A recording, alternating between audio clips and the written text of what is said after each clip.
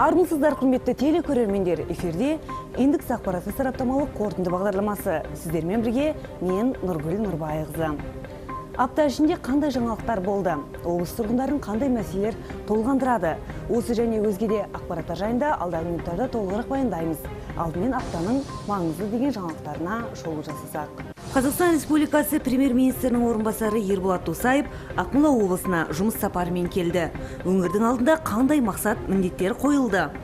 Көпбалалы отбасыларға қандай көмектер керек? Облыста көпбалалы отбасыларды қолдау шараларын күшейтуге арналған жұмыс тобы құрылды.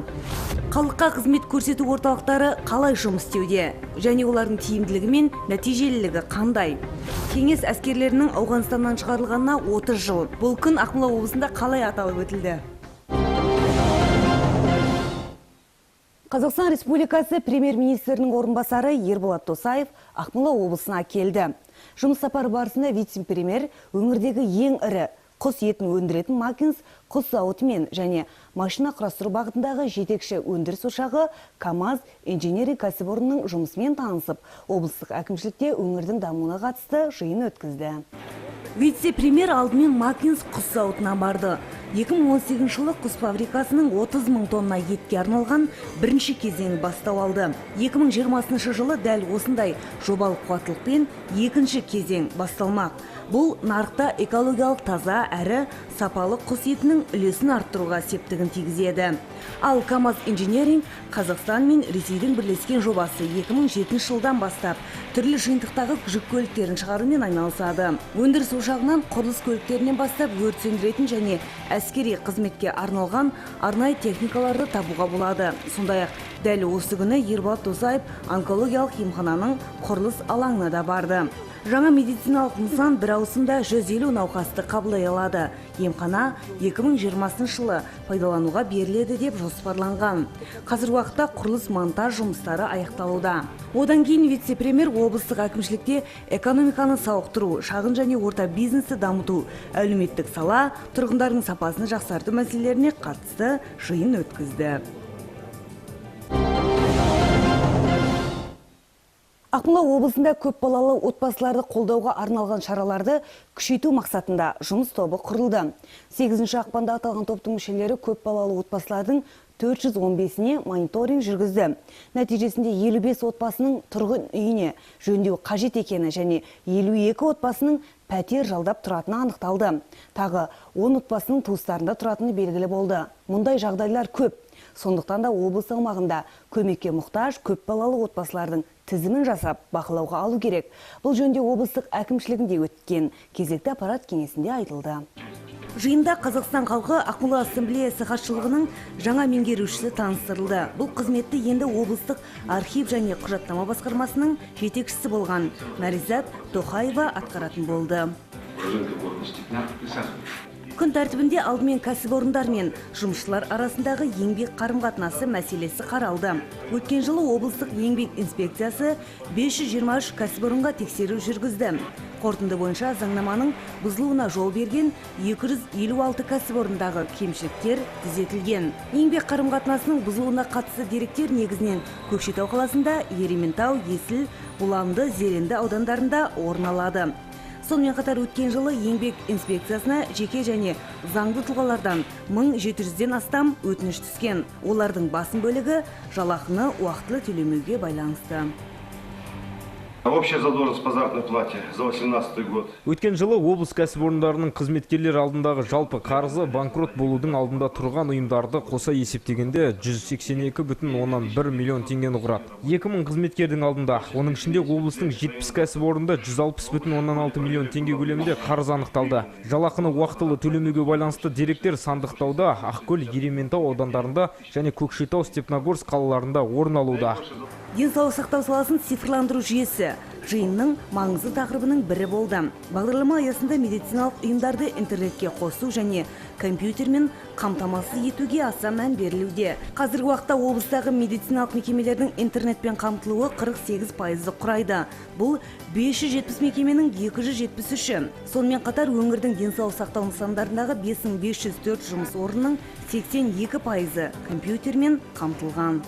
целью перехода. Медициналық құжаттаманы 100% электронды форматқа ауыстыру біздің басты мақсатымыз осы. Сондықтан 2019 жылдың соңына дейін медициналық ұйымдарды 100% компьютермен қамтамасыз ету жоспарланған. Сонымен қатар мобильді қосымшаны қолданатын тұрғындар санын 50%-ға дейін көбейту мақсаты тұр. Осы жолғы жиында екпін берілген мәселе облыстағы көп балалы отбасылардың жағдайын жақсарту. Қазір облыста 5306 көп балалы отбасы тұрады. Ай сайын оларға 4,16 айлық есептік мөлшерінде мемлекеттік жәрдемақы беріледі. Одан бөлек жағдайы төмен көп балалы отбасыларға атаулы әлеуметтік көмек көрсетілуде. Өткен жылы 1000-нан астам отбасы осындай қолдауға ие болды. Дегенмен көп балалы отбасылардың тұрғын үймен қамтамасыз етуіне аса көңіл бөлу керек. Өйткені жақында ғана Астанада 5 бірдей баланың өрттен қаза табуы қоғамда үлкен дүрбелең тудырды. Сондықтан мұндай қайғылы жағдайлардың алдын алу жұмыстарын күшейтуіміз керек. Айта кетейік, қазіргі уақытта Ақмола облысында осы мақсатта арнайы жұмыс тобы құрылды. Біріншіден, біз мұндай қайғылы жағдайлардың алдын алуымыз керек. Мұндай жағдайлар орын алмас үшін шараларды күшейтуіміз қажет. Сондықтан мен облыс әкімінің орынбасарларынан, қаржы басқармасынан, бюджеттік жоспарлау басқармасынан 2019 жылға арналған бюджетті қайта қарауды сұраймын. Оңтайландыру қажет емес. Шығындарды қысқарту есебінен көмекке мұқтаж, аз қамтылған отбасыларға көмек көрсетуіміз керек. Ақмола облысында мемлекеттік тұрғын үй қоры есебінен тұрғын үй алу кезегінде 22347 адам тұрса, оның 8939-ы әлеуметтік жағынан аз қамтылған отбасылар, ал 803-і көп балалы азамат. Облыс әкімі қала және аудан әкімдеріне көп балалы және әлеуметтік жағынан аз қамтылған отбасылар туралы ақпараттар әзірлеуді тапсырды. Еліміздің жетекші саяси күші Нұр Отан партиясы алдағы уақытта негізгі 10 бағыт бойынша ауқымды жобаларды іске асыруға басымдық беріп отыр. Бұл жөнінде Нұр Отан партиясы Ақмола облыстық филиалының 30-шы конференциясында айтылды. Сонымен қатар жиында Нұр Отан партиясының жеткен жетістіктері мен атқарылып жатқан жұмыстары қорытындыланды.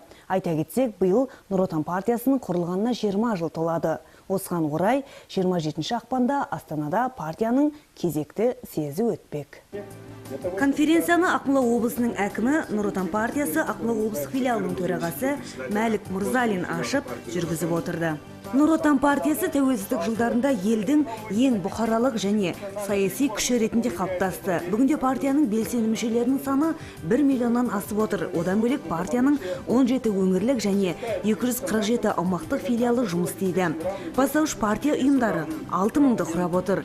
Еліміздегі салмақты саяси күшке айналған партия алдағы уақытқа бірнеше бағыт бойынша ауқымды жобаларды іске асыруды жоспарлауда. Олар қолжетімді сапалы біліммен қамтамасыз ету, медицина саласы, шағын және орта бизнесті дамыту, жалақыны көбейту және жастарды қолдау бағытында болмақ.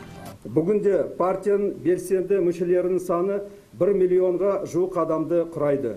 Партияның 17 өңірлік және 247 аумақтық филиалы жұмыс істейді. Бастаушы партия ұйымдарының саны 6000. Бұл Қазақстанның әрбір ауылдарында бастапқы ұйымдары бар елдің жалғыз партиясы. Нұр Отан партиясының Ақмола облыстық филиалы мемлекеттік бағдарламалар аясында іргелі жұмыстардың атқарылуын бақылауға алып келеді. Соның нәтижесінде былтыр бизнестің жол картасы 2020 бағдарламасы аясында 353 жоба қолдауға ие болды. Биыл 32 мыңға жуық бюджеттік мекеме қызметкерлерінің жалақысы көбеймек. Осы мақсатқа республикалық бюджеттен 4,18 миллиард теңге бөлініп отыр. Білім беру саласына келсек, Нұр Отан партиясының бастамасымен облыста 6 IT сыныбы ашылды. Алда уақытта тағы жаңа IT сыныптарды ашу мақсатына 90 миллион теңге бөлінді. Цели повышения зарплаты низкооплачиваемых работников предприятий и организаций. Бюджеттік мекеме қызметкерлерінің жалақысын көбейту мақсатында іргелі жұмыстар атқарылуда. Бүгінгі күні 3 мыңнан астам кәсіпорын 23 мыңға жуық қызметкерлердің жалақысын көтерді. Бұл жұмыстар тұрақты түрде жалғасын табады. Одан бөлек біздің келесі бағытымыз сапалы білімге қол жетімділікті арттыру. Бүгінгі күні облыста жаңартылған мазмұн бойынша білім алатын оқушылардың саны 73%-ды көрсетіп отыр. Алдағы жылы бұл көрсеткішті ұлғайту жоспарлануда. Жиында Нұр Отан партиясының 20 жылдығына орай 27 ақпанда Астанада өтетін партияның 28-ші съезіне Ақмола облысына баратын делегаттардың тізімі бекітілді. Сонымен қатар партияның дамуына үлесін қосқан белсенді азаматтар Ақмола облысы әкімінің алғыс хаттарымен марапатталды. Қазақстан Республикасы парламенті мәжілісінің депутаттары жұмыс сапарымен Шортанды ауданындағы Бараев атындағы астық шаруашылығы ғылыми өндірістік орталығында болып, студент жастармен кездесті. Бараев атындағы астық шаруашылығы ғылыми өндірістік орталығындағы ғалымдар сан жылдарды сарп етіп, өнімді мол беретін әртүрлі ауруларға төзімді ауыл шаруашылығы сорттарын жасап шығарды. Мәжіліс депутаттары Жексенбай Дүйсебаев, Шамиля Нұрманбетова, Айгүл Нұркина мен Айзада Құрманова әуелі ғылыми өндірістік орталықтың зертханаларын аралап, еңбек ұжымымен жүздесті. Астық шаруашылығындағы жаңашыл технологиялармен танысып, мамандардың көкейде жүрген түрлі сауалдарына жауап берді. Бұдан әрі халық қалаулылары Шортанды ауданының жұмысшы жастарымен кездесті. Жиында депутаттар елбасының бастамасымен 2019 жыл жастар жылы деп жариялануына байланысты жастармен ой бөлісіп, пікір алмасты. Осымен танысып, қандайлары жағдайлары қалай екен, болашақтары қандай екен, қандай мұң-мұқтаждары бар екен, жас ғалымдарды тыңдап, неге десеңіз, елбасы биылғы жылды жастар жылы деп атап өтті. Және жолдауда елбасының айтқан бастамалары бар. Мысалы, ауыл шаруашылығында 2,5 есе еңбек өнімін өсіру деген мәселе. Соларды цифрландыру мәселесі ауыл шаруашылығындағы. Соның бәрін бүгін талқыламақпыз. Бараев атындағы астық шаруашылығы ғылыми өндірістік орталығындағы ғалымдар сан жылдарды сарп етіп, өнімді мол беретін әртүрлі ауруларға төзімді ауыл шаруашылығы сорттарын жасап шығарды. Дәл осы күні жоғарыда аталған селекция авторларына жетістіктер үшін қаржылай сертификаттар табысталды. Кездесу барысында орталықтағы қатты бидай селекциясы зертханасының меңгерушісі Руслан Жылқыбаев өткен 2018 жылы Дамса 2017 сортынан 46,5 центнер өнім алғандығын қуанышпен хабарлады. Елбасы биылғы жыл жастар жылы деп жариялап отыр. Сондықтан өте қуаныштымыз. Жаңа мен өзім осы Бараев атындағы институттың қатты бидай зертхана меңгерушісімін. Менің лабораторияма қазірдің өзінде 2 жас маман келді. Бәрінің арманы жаңашылықты дамыту. Бұрын 15 жылда шығаратын сортты қазір 7-8 жылға қысқартып отырмыз. И онымен қоса жақсы нәтижелер көрсетіп, бұрынғыдай жаңа атап өткен сортымыз көрдіңіздер, 46 центнер алуға болатын мүмкіндік бар екенін дәлелдеп отырмыз. Жиында сондай орталықтағы полигонды басқару орталығының жетекшісі Александр Лисинович цифрландыру нақты егіншілік элементтері жобасын таныстырды. Бараев атындағы астық шаруашылығы ғылыми өндірістік орталығында жыл сайын ауыл шаруашылығының 90 мың үлгісі зерттеліп, 2000-ға жуық будандастыру комбинациялары жүзеге асатынын айта кеткен абзал. Өңірдегі халыққа қызмет көрсету орталықтары қалай жұмыс істейді? Олардың тиімділігі мен нәтижелілігі қандай? Нұр Отан партиясы облыстық филиалының аймақтық комиссиясының отырысында осы және өзге де сауалдар талқыланды. Айта кету керек, Ақмола облысы цифрлы қызмет көрсету бойынша алдыңғы орында. Мәселен, бұған дейін азаматтар халыққа қызмет көрсету орталығында құжат рәсімдеу үшін 2 сағат жұмсаса, енді ол 90 минутқа қысқарды. Бүгінде өңірде халыққа қызмет көрсету орталығының 25 бөлімі бар. Оның біреуі Көкшетаудағы мамандандырылған арнайы, екіншісі көші-қон жөнінен халыққа қызмет көрсету орталығы. Ал өткен жылы облыс орталығында президент күніне орай алғашқы цифрлық халыққа қызмет көрсету орталығы ашылды. Оның артықшылығы, кез келген адам орталық қызметкерінің көмегінсіз барлық қызмет түрін өзі орындай алады. Мысалы, бүгінде 506 қызмет түрін электронды үкімет порталы арқылы алуға болады. Алдағы уақытта айтулы қызмет сапасы тағы жетіледі. В целом для увеличения... Әр жыл сайын халықтың сұранысын арттыру мақсатында Connection Point атты өзіне өзі қызмет көрсету секторын дайындаймыз. Осы мақсатта биыл халыққа қызмет көрсетудің барлық бөлшегіндегі тиісті техникалық құрал жабдықтарды компьютерде жаңартпақпыз. Партияның аймақтық комиссиясы отырысында жергілікті жердің дамуы мемлекеттік органдардың сапалы қызмет көрсетуіне байланысты екендігі айтылды. Көкшетауда осыдан 2 жыл бұрын ашылған мамандандырылған арнайы халыққа қызмет көрсету орталығы өткен жылы жалпы саны 59.112 өтініш қабылдапты. Тиісті құжаттарды рәсімдеуге енді бұрынғымен салыстырғанда әлдеқайда аз уақыт кетеді. Бұған дейін халыққа қызмет көрсету орталығына тиісті құжаттарды тіркеу 2 сағат уақытты алатын. 20 минут құжат рәсімдеуге, 20 минут күтуге кетеді. Қазір бұл қызметтері 90 минуттың ішінде атқарылады. Ал портал бойынша рәсімдесе 1 сағат қажет. Бүгінде осы саланы дамытып, электрондық қызметтерін насихаттау мақсатында жұмыстар атқарудамыз. Халыққа қызмет көрсету орталықтарының қызметі қалың бұқараға түсінікті, қолжетімді әрі жылдам болуы тиіс. Партия отырысының соңында осы бағыттағы жұмыстарды әлі де жетілдіру қажеттігі айтылды. Мемлекеттік қызмет көрсетудің сапасын анықтау бойынша жүргізілген қоғамдық мониторинг нәтижесінде Ақмола облысы республика көлемінде 4-ші орынға ие болды. Өткен 2018 жылы облыс бойынша 6 миллионға жуық мемлекеттік қызмет көрсетілсе, оның 76% электронды форматта берілген. Бұл туралы мемлекеттік қызмет істері және сыбайлас жемқорлыққа қарсы іс-қимыл агенттігінің Ақмола облысы бойынша департаментінің коллегия отырысында белгілі болды. Жиында өткен жылы атқарылған жұмыстар қорытындыланып, 2019 жылғы міндеттер мен жоспарлар сараланды. Өткен 2018 жылы ішкі байқаулар нәтижесінде жоғары лауазымға тағайындалған мемлекеттік қызметшілердің саны 16,6%-ға өскен. Жыл санап облыстың мемлекеттік аппаратының кадрлық құрамы да жақсарып келеді. Мәселен, 4,5 мыңнан аса мемлекеттік қызметшінің қызмет көрсету сапасын анықтау мақсатында жүргізілген бағалау бойынша 68% нәтижелі, 27% өте жақсы деген баға алған. По сравнению с прошлым годом, алдыңғы жылмен салыстырғанда 2018 жылы мемлекеттік қызметшілердің кадрлық құрамы жақсарды. Мәселен, мемлекеттік қызметшілердің 88% жоғары білімді болса, 16%-да екі не одан да көп жоғары білім бар. Сонымен қатар аймағымызда ғылым кандидаттары мен докторлары және болашақ бағдарламасының түлектері жұмыс істейді. Қызмет сапасын бағалау нәтижесі жаман емес. Бірде-бір қызметші қанағаттанбады деген баға алған жоқ. Ақмола облысының әкімдігі өткен жылдың қорытындысы бойынша ең ашық мемлекеттік орган болып танылды. Ал облыс әкімі аппаратының әдеп бойынша өкілетті өкілі үздік қызметкер деп танылды. Жиында ағымдағы жылы мемлекеттік аппаратты жақсарту бойынша жұмыстар әрі қарай жалғасатыны айтылып, алға қойған міндеттер сараланды. Сегодня в Акмолинской области мемлекеттік қызмет көрсету сапасы жыл санап жақсарып келеді. Мәселен, бүгінде облыс бойынша көрсетілген мемлекеттік қызметтердің 76% электрондық форматта берілді. Елбасы өзінің жолдауында бұл туралы айтып, тапсырма берген болатын. Сондықтан 2019 жылы бұл бағыттағы жұмыстарды жалғастыратын боламыз. Мәселен, осы жылы бұл көрсеткішті 80%-ға жеткіземіз, ал 2020 жылы 90%-ға дейін көтереміз деп жоспарлап отырмыз. Өткен жылы тәртіптік кеңестің 13 отырысы өтсе, онда түрлі бағыттағы 97 мәселе қаралған. Бүгінгі таңда мемлекеттік қызметшілер үшін өзекті мәселелердің бірі бұл қызметін атқару барысында сыйлықтарды қабылдамау болып табылады. Мәселен, экономикалық соттың жетекші маманына 2000 теңге көлемінде материалдық сыйақы бергісі келген азаматқа қатысты әкімшілік іс қозғалып, 500 мың теңге көлемінде айыппұл салынды. Бұл пара берушіге де, алушыға да үлкен сабақ. Айта кетейік, өңірімізде соңғы жылдары сыбайлас жемқорлық көрсеткіштері біршама артып отыр. Сондықтан биыл көрсеткішті төмендету мақсатында бірқатар жұмыстар қолға алынбақ. Биыл кеңес әскерлерінің ауған жерінен шығарылғанына 30 жыл. 10 жылға созылған соғыс даласында Қазақстаннан 22 мыңнан астам азамат аттанған. Оның 1100-і Ақмола облысының тумасы.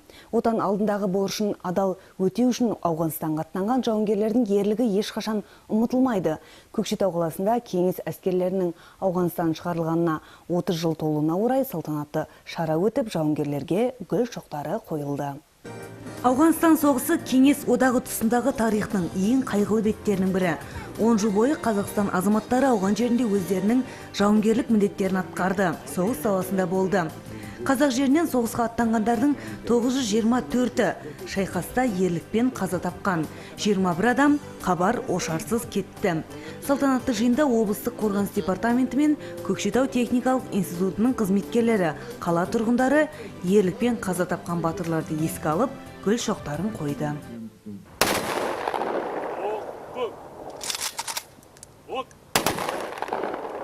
Биылғы жылы 2019 жылы тура 30 жыл бұрын біздің кеңес әскерлері сол ауған жерінен ақырғы солдаттың шыққан күні болатын. Сонымен қатар бүгінгі күні сол іс-шараға қарсы бүгінгі күні Ақмола облысы бүкіл аудандардың бәрінен жиналып, осы жерде сол кездерде қайтқан жігіттерді еске алып, сол 30 жылдық мерей тойды соны бүгін қарсы алып жатырмыз. Біз бүгінгі күні жастарға өзіміздің сол ауған жерінде болған жігіттердің айтып, көрсетіп, тарихын білсін деп айту сөз. Сондықтан да осы біз үшін емес, бұл біздің жастар үшін керек. Ауған жеріне Ақмола облысынан 1113 адам аттанды. Оның 61-і соғыс даласында ерлікпен қаза тапса, тағы 3 адам із-түзсіз жоғалып кеткен. Қазір облыста ауған соғысының 768 ардагері бар. Олардың бірі Біржансал ауданының тумасы Қази Шаужанов. Жүрегі ерлікке толы азамат ауған жеріне аттанғанда 20 жаста екен. Сол уақытта ең қиыны әскери қызметті бірге атқарып жүрген жолдастарыңнан бір күнде айырылып қалсаң да өз-өзіңді қолға алып жауға қарсы тұру болатын дейді.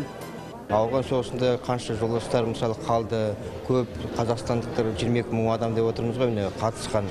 Соның ішінде қанша мыңға жуық адам қаза болды. Соғыс болмасын, семьяларына бақыт, денсаулықтары мықты болсын. Салтанатты шарада жиынға қатысушылар алдымен жақындағына дүниеден өткен. Ауған жерінде кеңес әскерлерінің арнайы мақсаттағы тобын басқарған қара майор атағымен әйгілі болған Борис Керімбаевты еске алды. Ақмола облысының әкімі Айна Мүсірәлімова соғыс даласында ерлік көрсеткен жауынгерлердің әрбірі қандай құрметке де лайықты екендігін айтты. Одан бөлек түрлі деңгейде қолдау көрсетіліп келе жатқандығын жеткізді. 30 жыл бұрын 15 ақпан күні Ауғанстандағы кеңес әскерінің соңғы шебі осы елдің жерінен шықты. Соғыс біреуді әкесінен, біреуді ағасынан, қарулас досынан айырды. Барлық халық бұл соғыстан тезірек аяқталған қалады. Шара соңында ауған соғысының ардагерлері, әскерлердің шектеулі континент құрамында қызмет атқарған мейірбикелер Ақмола облысы әкімінің алғыс хаттарымен марапатталды. Бүгінгі күні Ақмола облысында 5306 көп балалы отбасы, 12 мың аз қамтылған отбасы тұрады. Өңірдегі аз қамтылған және көп балалы отбасылардың жағдайы көптің көңілін алаңдатып жүрген мәселелердің бірі.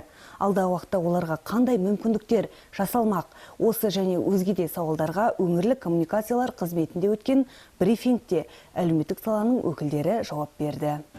2019 жылы аз қамтылған және көп балалы отбасылар қандай әлеуметтік көмекке жүгіне алады, қандай жеңілдіктерге үміттен алады және оларға қандай жәрдемақы түрлері тағайындалған. Жауапты ведомстволардың өкілдері сандарды атады.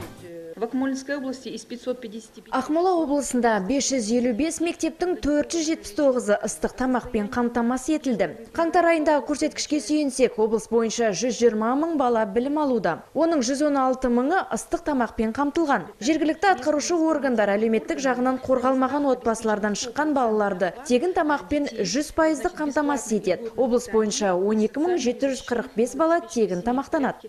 Жиын барысында журналистерді көп балалы және әлеуметтік әлжуаз отбасылар үшін не өзгеретіні қызықтырды. Ақмола облысында жұмыс топтары құрылуда. Оған партия өкілдері, депутаттар, кәсіпкерлер кіреді. Олар әлеуметтік жағынан әлжуаз отбасылар бойынша барлық ақпаратты жинап, талдайды. Мысалы, тұрғын үй, балаларды балабақшаға орналастыру, жеңілдіктер мен жұмыспен қамтамасыз ету мәселелері.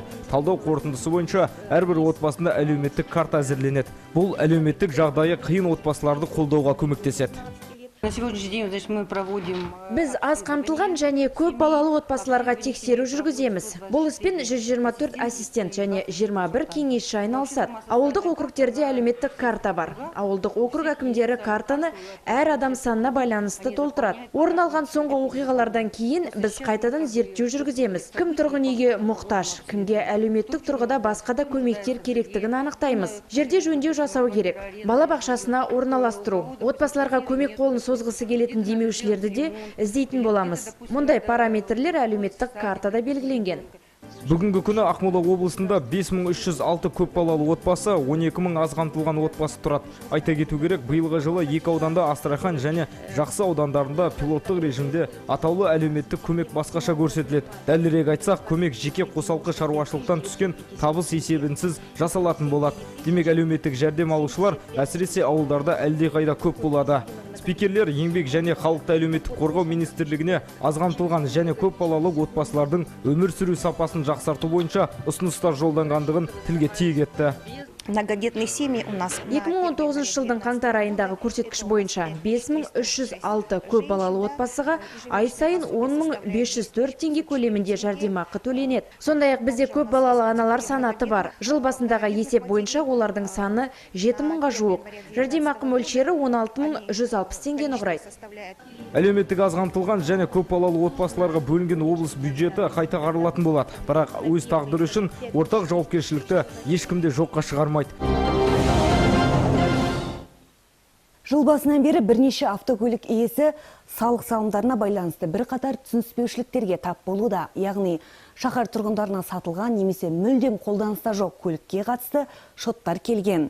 Түсініксіз жайттарды рет-ретімен әріптесім Мақсат Болатұлы түсіндіреді. Көлік құралдарына есептеулер ішкі істер министрлігіне қарасты уәкілетті органның мәліметтері негізінде жүргізіледі. Ведомство мамандары жалпы декларацияға ауысу шеңберінде дерекқоры жаңартылып отырады. Осыған байланысты жүйелерде кейбір қателіктер орын алады деп түсіндірді. Мемлекеттік кірістер басқармасының қызметкерлері қазір белгілі бір көлікті иелігіне алған кезде толықтай тексерістен өткізулері керек дейді. Осы мәселе төңірегінде есіңізге сала кетейік, елбасы салықтан қарыздар жеке тұлғаларға егер негізгі қарызын өтеген жағдайда көлікке, мүлік пен жерге қосылған үстемені алып тастау туралы үкіметке тапсырма берген болатын. Заңда салықтан босату кезінде бірнеше нұсқада қарастырылғанын айта кетуіміз керек.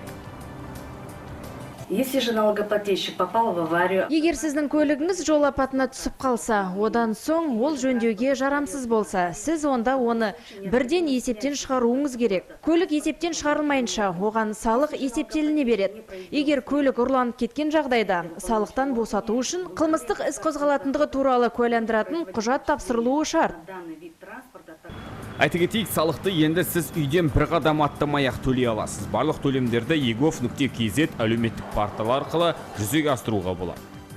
жители города Көкшетау могут задавать... Көкшетау қаласының тұрғындары 8-777-911-53-75 нөмірінің WhatsApp әлеуметтік желісі арқылы жеке тұлғалардың мүлкінің, жер телімдерінің және жеке тұлғалардың көліктеріне салынатын салық салымдары бойынша сауалдарын жолдай алады.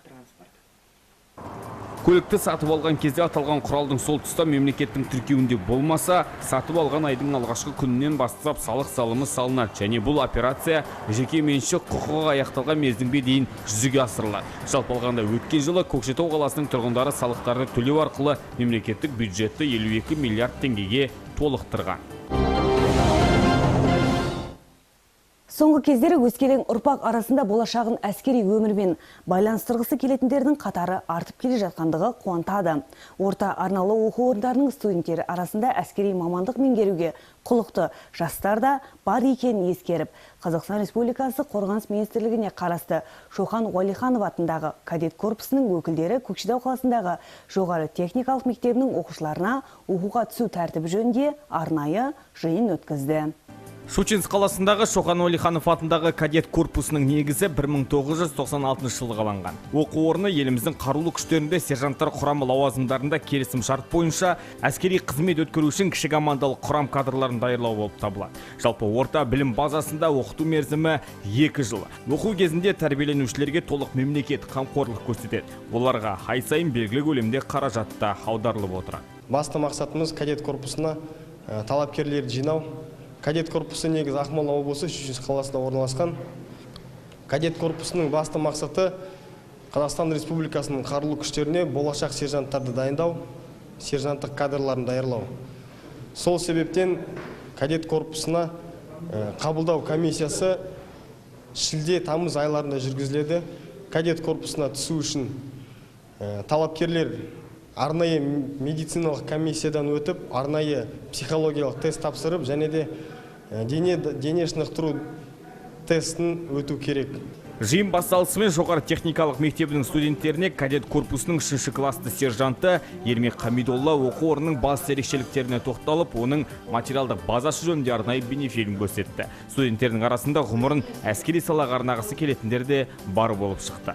Бізге осы неден кадет корпусынан адамдар келіп бізге оқуының жайлығын түсіндіріп жатыр.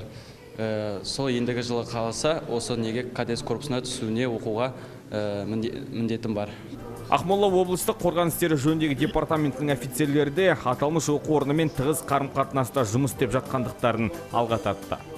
На основании утвержденного плана начальника департамента Ақмола облыстық қорғаныс істері жөніндегі департамент бастығының жылдағы жоспарына сәйкес біз әскери оқу орындарымен бірлесіп насихаттау жұмыстарын жүргізудеміз. Бүгін ол жоғарғы техникалық мектебінің базасында жалғасып жатыр. Бүгінде жаңғырған жаңа Қазақстанның жастарын тәрбиелеудегі басты құндылық оларды отаншылдық, ұлтжандылық рухта тәрбиелеу. Яғни тәуелсіз елдің өскелең ұрпағының ойында әрдайым отанды сүю сезімі болуы тиіс. Оқу тәртібімен толық танысқан студенттер енді кезекте білімін әскери саламен байланыстырғысы келетіндіктерін жеткізді. Таңдау әр қайсының еншісінде. Театр өнерінің құдіретін түсініп бағалайтын көкшетаулық көрермен үшін Жағымды жаңалық Ақмола облыстық орыс драма театрында Қазақстанның халық әртісі, белгілі кино және театр режиссері Талғат Теменов Александр Памфиловтың тұңғыш ұл лирикалық драмасын сахналамақ. Жауын вальсы деген атаумен шығатын қойылымның премьерасы ақпанның 26 күні өтпек. Әзірге Талғат Теменов жергілікті театр ұжымымен спектакльге дайындық шараларын өткізуде. Талғат Теменовтың есімі қазақстандықтарға әсіресе киноиндустрияда танымал. Ол кино саласында қоюшы режиссер ретінде аз уақыттың ішінде көрермендердің құрметіне бөленді. Оның Қызғыш құс, Махаббат станциясы, Менің күнәлі періштем фильмдері қазақ киносының қорынан елеулі орын алған. Талғат Теменов театр саласында да өзінің ерекше дарыны мен талантымен ерекшеленеді. Шыңғыс Айтматов атындағы халықаралық сыйлықтың лауреаты, алтын адам құрметті атағына лайық деп танылған жан. Енді міне көкшетаулық көрермендерді де өз өнерімен қуантпақ. Александр Вампиловтың тұңғыш ұл лирикалық драмасын «Жауын вальсы» деген атаумен сахналап, өзіндік қолтаңбасын енгізіп отыр. Драма театрындағы үлкен бір жұмыс болады деп ойлаймын. Александр Вампилов бұл тек қана орыстың ұлы драматург емес, ол кезіндегі бүткіл әлемге аты жайылған талантты, дарынды, өмірден ерте кеткен драматург еді. Бұның спектакльдері тек қана СНГ-де емес, тек қана ТМД желілерінде емес, бұны Европада, Америкада қойылған үлкен драматург.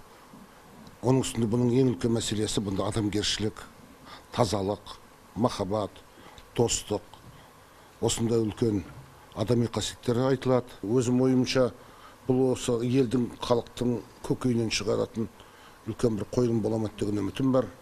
Сондықтан да біз күндіз-түні осыған барымызды салып жұмыс істеп жатырмыз. Сондықтан сіздерге айтарым, театрға келіңіздер, премьерада бас қосайық, қадірлі көкшетаулық бауырлар. Өткен жылы Мәскеу театрында Вильям Шекспирдің Отелло драмалық спектаклін қойып, бас жүлдеге ие болған режиссер Талғат Теменов Ақмола облыстық драма театрының ұжымынан да көп үміт күтіп отыр. Оның ойынша жас әртістер шыңдалып, ал тәжірибесі мол кәсіби әртістер шеберліктерін арттыратын қойылым көкшетаулықтардың көңілінен шығады. Ал әзірге спектакльдің қоюшы режиссері ретінде театр ұжымына өзінің талапшылдығын көрсетуде.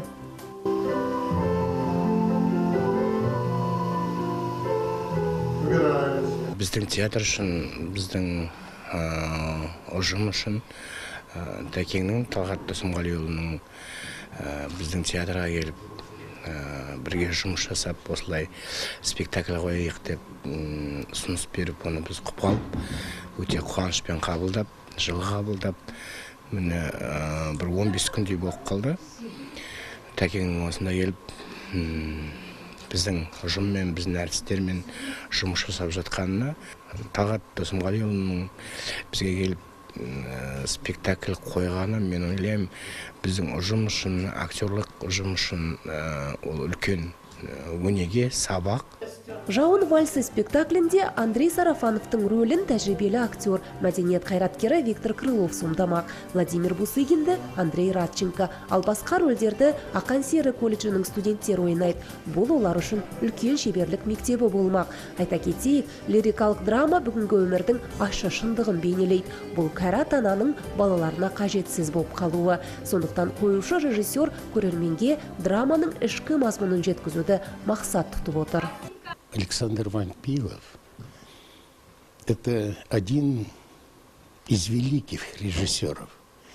Александр Вампиловты мен ұлы режиссерлердің бірі деп санаймын. Оның пьесалары әлемдік сахналарда көрсетілуде. Енді осынау танымал пьесаны біз Талғат Теменов сияқты белгілі режиссермен сахналамақпыз. Мен өзім қаншалықты тәжірибелі актер болсам да, Талғат Теменов сияқты тәжірибелі кәсіби режиссермен алғаш жұмыс істеп жатырмын. Өте қуаныштымын. Ол біздің дайындықтарымызға зор энергия беріп отыр. Біздің кәсіби актерлеріміз де спектакльде ойнайтын колледждің жас актерлері де Талғат Теменовтың үлкен шеберлік мектебінен өтеді деп ойлаймын. Бұл оларға өмірлік сабақ болады. Егер барлық ұстаздар Талғат Досымғалиұлы сияқты болса, онда біздің жерден талантты актерлер шығып, білікті режиссерлар тәрбиеленіп шығар еді деп ойлаймын.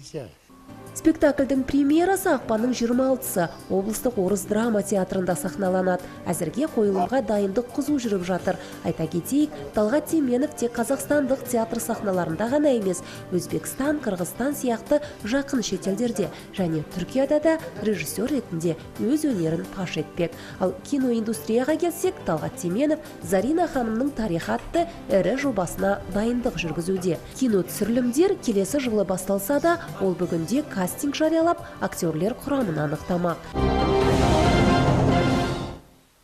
Биыл қазақ поэзиясының қан тәңірі атанған ақын Мұқағали Мақатаевтың туғанына 88 жыл толып отыр.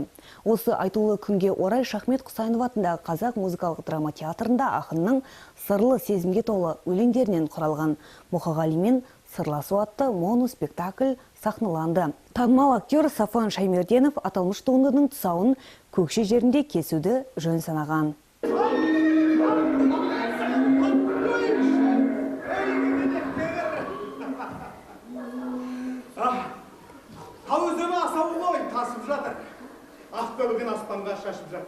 Өзінің 45 жылдық саналы ғұмырында артына өшпес мұра қалдырған Мұқағали ақынның асқақты, адуынды жырлары бар қазақтың жүрегінен ойып тұрып орналады.